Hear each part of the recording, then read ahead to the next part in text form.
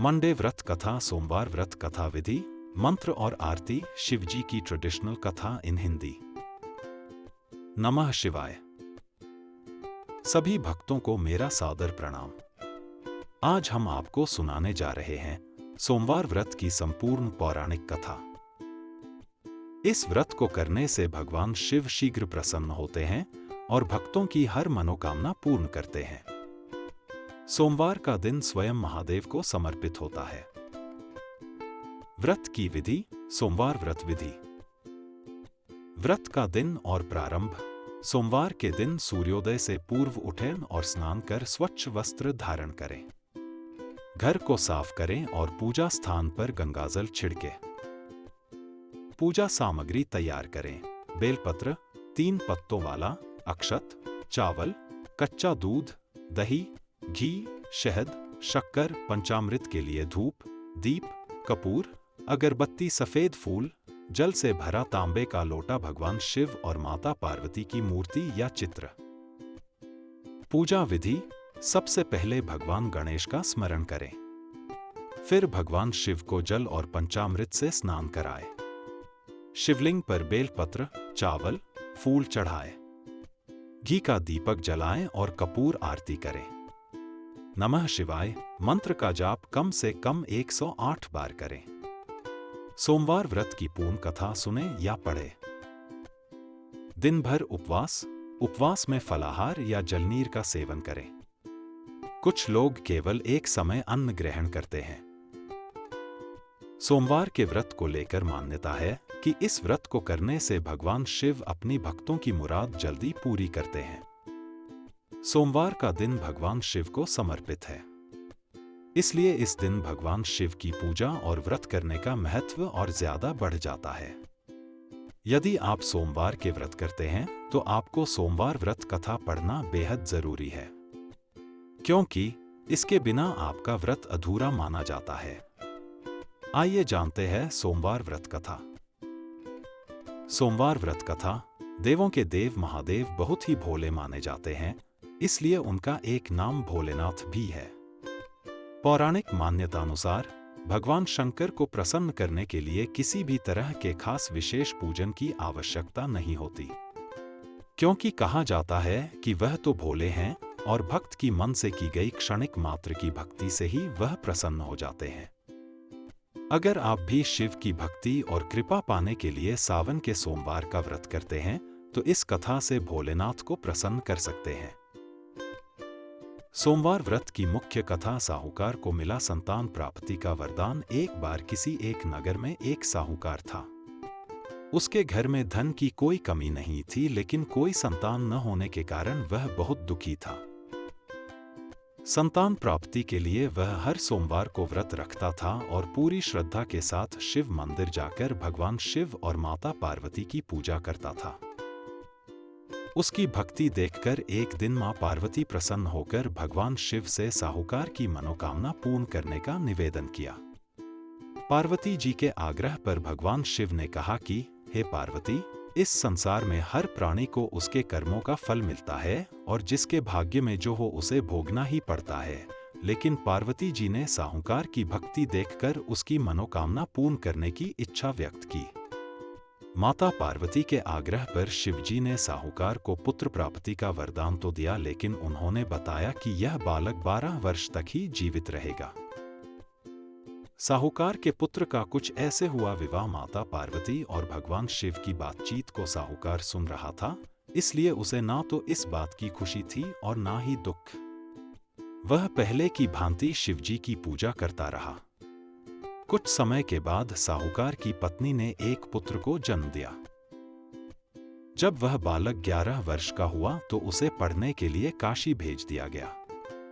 साहूकार ने पुत्र के मामा को बुलाकर उसे बहुत सारा धन देते हुए कहा कि तुम इस बालक को काशी विद्या प्राप्ति के लिए ले जाओ। तुम लोग रास्ते में यज्ञ कराते जाना और ब्राह्मणों को भोजन दक्षिणा देते हुए जाना। दोनों मामा भांजे इसी तरह यज्ञ कराते और ब्राह्मणों को दान दक्षिणा देते काशी नगरी निकल पड़े। इस दौरान रात में एक नगर पड़ा जहां नगर के राजा की कन्या का विवाह था, लेकिन जिस राजकुमार से उसका विवाह होने वाला था वह एक आंख से काना था। राजकुमार के पिता ने अपने पुत्र के काना होने की बात को छुपाने के लिए सोचा क्यों न उसने साहूकार के पुत्र को दूल्हा बनाकर राजकुमारी से विवाह करा दूं। विवाह के बाद इसको धन देकर विदा कर दूंगा और राजकुमारी को अपने नगर ले जाऊंगा। लड़के को दूल्हे के वस्त्र पहनाकर राजकुमारी से विवाह करा दिया गया। साहूकार के पुत्र के निकले प्राण। साहूकार का पुत्र ईमानदार था। उसे यह बात सही नहीं लगी, इसलिए उसने अवसर पाकर राजकुमारी के दुपट्टे पर लिखा कि तुम्हारा विवाह तो मेरे साथ हुआ है, लेकिन जिस राजकुमार के संग तुम्हें भेजा जाएगा वह एक आंख से काना है। मैं तो काशी पढ़ने जा रहा हूँ। जब राजकुमारी ने चुन्नी पर लिखी बातें पढ़ी तो उसने अपने माता पिता को यह बात बताई। राजा ने अपनी पुत्री को विदा नहीं किया, फिर बारात वापस चली गई। दूसरी ओर साहूकार का लड़का और उसका मामा काशी पहुंचे और वहां जाकर उन्होंने यज्ञ किया। जिस दिन लड़का 12 साल का हुआ उस दिन भी यज्ञ का आयोजन था। लड़के ने अपने मामा से कहा कि मेरी तबीयत कुछ ठीक नहीं है। मामा ने कहा कि तुम अंदर जाकर आराम कर लो। शिवजी के वरदानुसार कुछ ही देर में उस बालक के प्राण निकल गए। मृत भांजे को देख उसके मामा ने विलाप करना शुरू किया।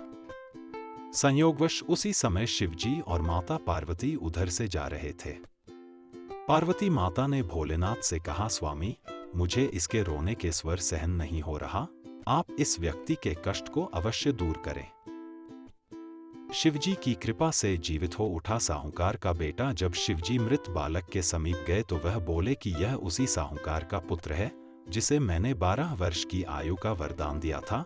अब इसकी आयु पूरी हो चुकी है।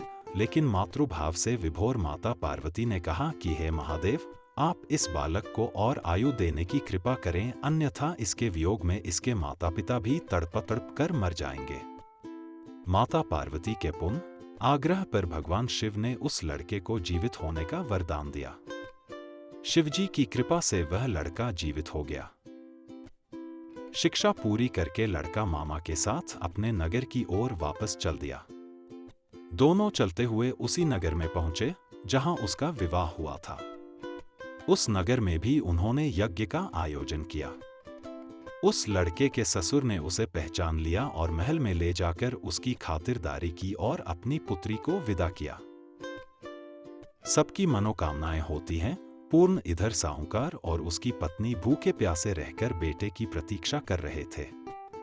उन्होंने प्रण कर रखा था कि यदि उन्हें अपने बेटे की मृत्यु का समाचार मिला तो वह भी प्राण त्याग देंगे, परंतु अपने बेटे के जीवित होने का समाचार पाकर वह बेहद प्रसन्न हुए। उसी रात भगवान शिव ने साहूकार के स्वप्न में आकर कहा, हे श्रेष्ठी, मैंने तेरे सोमवार के व्रत करने और व्रत कथा सुनने से प्रसन्न होकर तेरे पुत्र को लंबी आयु प्रदान की है।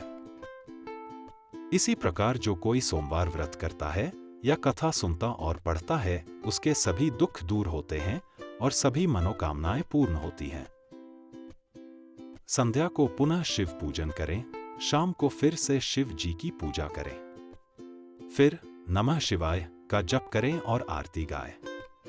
व्रत का समापन अगले दिन ब्राह्मण या जरूरतमंद को भोजन कराकर दान दें। व्रत पूरा होने पर भगवान शिव से प्रार्थना करें, हे भोलेनाथ, मेरी सभी मनोकामनाएं पूर्ण करें। इस प्रकार सोमवार व्रत कथा सुनने और विधिपूर्वक व्रत करने से भगवान शंकर प्रसन्न होते हैं। जो भी श्रद्धालु भक्त इस व्रत को सच्चे मन से करता है उसकी हर मनोकामना पूर्ण होती है। भोलेनाथ उसकी रक्षा करते हैं और जीवन में सुख, शांति व समृद्धि प्रदान करते हैं। आज की व्रत कथा यहीं पूर्ण होती है। हे महादेव, जैसे आपने साहूकार के पुत्र को जीवन दान दिया वैसे ही हमारे जीवन को आशीर्वाद दें। हर हर महादेव। नमः शिवाय। शिव जी की आरती, शिव जी की आरती।